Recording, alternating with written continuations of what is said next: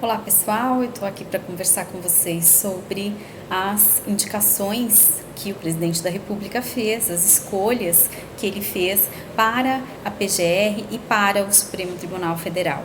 Bem, para a PGR, o presidente da República escolheu o professor Paulo Gonet Branco, que é uma pessoa muito respeitada academicamente, é um professor de direito constitucional, foi sócio do ministro Gilmar Mendes, ambos fundaram o IDP em 1998 e o ministro foi sócio do professor Paulo Gonet até 2017, quando o professor vendeu a parte dele para o filho do ministro Gilmar Mendes.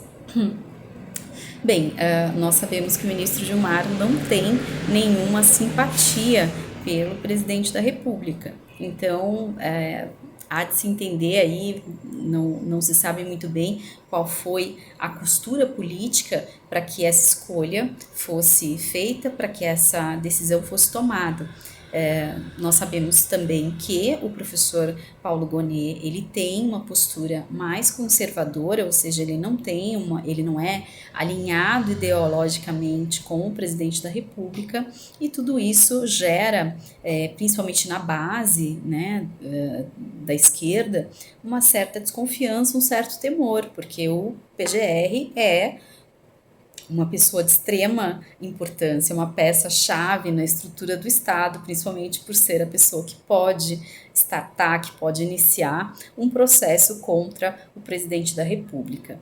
Então, a meu ver, eu costumo sempre fazer as minhas análises de forma mais imparcial possível, sempre trazendo o ponto de vista técnico, o ponto de vista constitucional. Então, o professor Paulo Gonet, em que pese tenha essa matiz, vamos dizer assim, conservadora, não é mais conservador do que o ministro Cristiano Zanin, que também foi escolhido pelo presidente da República. Então, vamos esperar o melhor em relação ao desempenho do professor Paulo Gonet.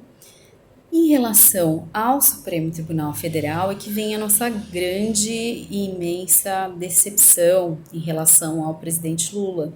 Não por conta do ministro Flávio Dino em si.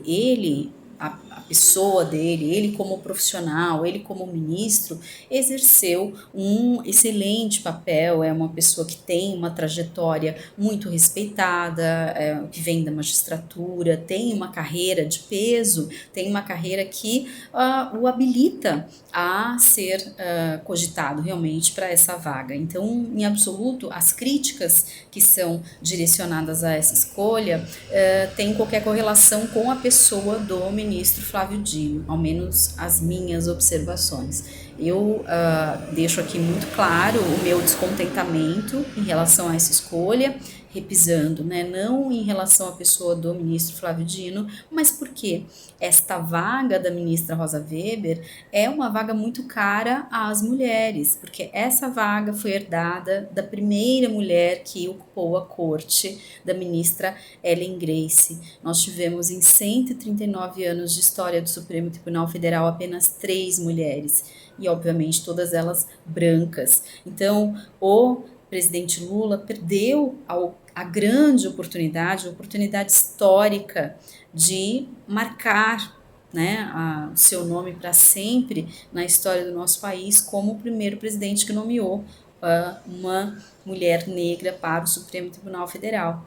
E pelo contrário, em pleno governo progressista, ele tomou uma decisão, né, um governo que se diz progressista, ele tomou uma decisão retrógrada, uma decisão que é reacionária, não é uma decisão conservadora. Conservadora seria se ele escolhesse outra mulher branca para ocupar o lugar da ministra Rosa Weber. Então, pelo menos, ele conservaria a situação, conservaria uma mulher naquele local. Mas ele tinha a oportunidade de colocar em prática o discurso e efetivamente tomar uma decisão e fazer uma escolha que contemplasse as minorias, as maiorias minorizadas, porque a maioria desse país é formado por pessoas negras. Então, ele teria essa possibilidade de corrigir essa injustiça histórica que nós temos, mas ele optou por mais uma vez prestigiar um homem, né, em que pese o ministro Flávio Dino não possa ser classificado como um homem branco, ele se autodeclara um homem pardo, mas ainda assim ele não consegue, através da sua experiência histórica, trazer um olhar, trazer uma experiência que só as mulheres vivem, né? Então, nós precisamos de mulheres e precisamos de mulheres diversas nos espaços para que esses olhares estejam presentes no momento dos julgamentos que são realizados na corte. Então, eu deixo aqui o meu profundo pesar em relação à escolha para a cadeira do Supremo Tribunal Federal, porque por uma questão exclusivamente técnica. A nossa Constituição, o cerne, um dos pilares, um dos valores mais significativos do nosso texto constitucional é a igualdade.